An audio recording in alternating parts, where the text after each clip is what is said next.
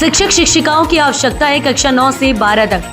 कम fees, अनुभवी शिक्षकों द्वारा अध्यापन, खेल का मैदान, सुसज्जित लैब, कमजोर बच्चों पर विशेष ध्यान, शासन के अनुसार किताबें फ्री। 3 वर्षों से बंद हैं मंदिर के द्वार। आस्था के साथ आंदोलन की राह पर उतरे श्रद्धालु।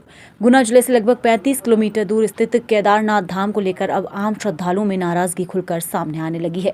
आस्था के इस प्रसिद्ध केंद्र के पट 3 वर्षों से बंद हैं, जिससे हजारों की संख्या में यहाँ आने वाले भक्त दर्शन और पूजा से वंचित हैं। शुक्रवार को इस विषय पर आमजन का सब्र जवाब दे गया और धर्म रक्षा समिति, कांवड़ यात्रा आयोजन समिति सहित बड़ी संख्या में श्रद्धालु एवं सामाजिक संगठन रैली निकालकर गुना कलेक्ट्रेट पहुंचे, जहां उन्होंने मुख्यमंत्री के नाम एक ज्ञापन सौंपा। श्रद्धालुओं ने बताया कि केदारनाथ धाम गुना जिले की धार्मिक आस्था का केंद्र है, जहां प्रतिवर्ष श्रावण मास में लाखों भक्तगण पूजा, जलाभिषेक और दर्शन के लिए पहुंचते हैं। इस बार भी 3 अगस्त को 22वीं कांवड़ यात्रा के हजारों यात्री केदारनाथ पहुंचेंगे, लेकिन मंदिर के मुख्य द्वार विगत 3 वर्षों से बंद है, जिससे पूजा पाठ बाधित हो रहा है। ज्ञापन में ये भी उल्लेख किया गया कि महाशिवरात्रि के मौके पर यहाँ 3 दिवसीय मेला आयोजित होता है, जिसमें जिला प्रशासन स्वयं व्यवस्थाएं करता है।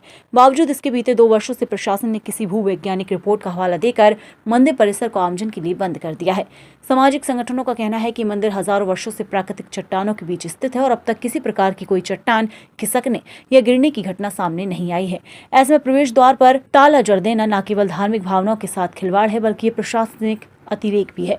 ज्ञापन में चेतावनी दी गई, यदि शीघ्र ही केदारनाथ धाम के पट श्रद्धालुओं के लिए नहीं खोले गए तो जन आंदोलन खड़ा किया जाएगा, जिसकी पूरी जिम्मेदारी शासन प्रशासन की होगी।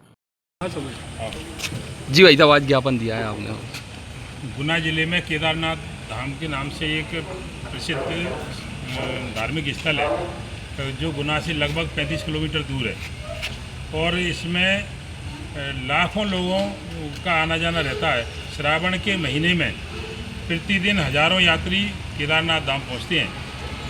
महाशिवरात्रि के दिन 3 दिवसीय मेला लगता है, प्रतिदिन लाखों लोग जाते हैं और उसमें हजारों लोगों का आय का स्रोत भी है। कोई नारियल बेच रहा है, कोई माला बेच रहा है, कोई दिलपत्री बेच रहा है। इस तरह से गरीब लोगों का रोजगार भी उस मेले के माध्यम से चलता है और कई लोगों का तो 1 महीने के रोजगार में लगभग 1 साल तक की व्यवस्था उनकी परिवार की हो जाती है। और चूँकि लाखों लोगों की श्रद्धा का केंद्र है, गुना जिले के आसपास के लोग भी आते हैं, राजस्थान के लोग भी इस जगह आते हैं और गुना जिले में तो इससे बड़ा कोई धार्मिक स्थल नहीं है। प्राकृतिक सौंदर्य से भरपूर है और इस स्थान पर जो चट्टानों का हवाला दिया जा रहा है, वो चट्टानें तो प्राकृतिक सौंदर्य के कारण पहले से ही ऐसी हैं, हजारों वर्षों से इसी प्रकार रखी हुई हैं। कहीं ये कंकड़ भी गिरा नहीं है, लेकिन किसी ने बता दिया कि चट्टान गिर सकती है, उबड़ खाबड़ हो रही है, तो ठीक है, अगर प्रशासन मानता है कि गिर सकती है तो हम भी कह रहे हैं चलो गिर सकती हैं, तो इनको हटा दो। लेकिन आपने पूजा स्थल को बंद कर दिया, ये ठीक नहीं है।